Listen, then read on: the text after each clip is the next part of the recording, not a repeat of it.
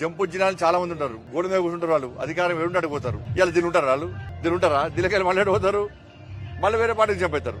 కానీ ప్రజలు ఓట్లేసే సమయంలో ఇటువంటి నాయకుల పట్ల అప్రమత్తంగా ఉండాలి. నేను గతంలో యువకులు రాజకీయాలకు రావాలని చాలాసార్లు విజ్ఞప్తి చేసిన, కానీ యువతకు అప్పీల్ చేస్తున్నా. ఫస్ట్ రాజకీయ ప్రక్షాళన జరగాలి.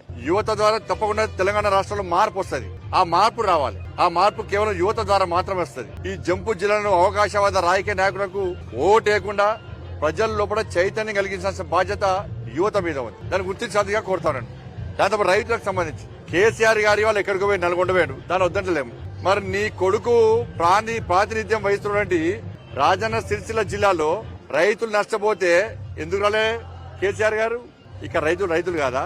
నీ కొడుకు ఓటేసి గెలిపిస్తే మనం ఎందుకు రావు ఇక్కడికి? రాకపోవడం కారణం ఏంది? నీ కొడుకు నిర్లక్ష్యం. ఇలా బయట పడతాని చెప్పి రైతులను పట్టించుకోవాలని చెప్పి బయట పడతాని చెప్పి ఇలా సిరిసిల్ల జిల్లాను వదిలిపెట్టిపోయి నల్గొండ పోయినావు.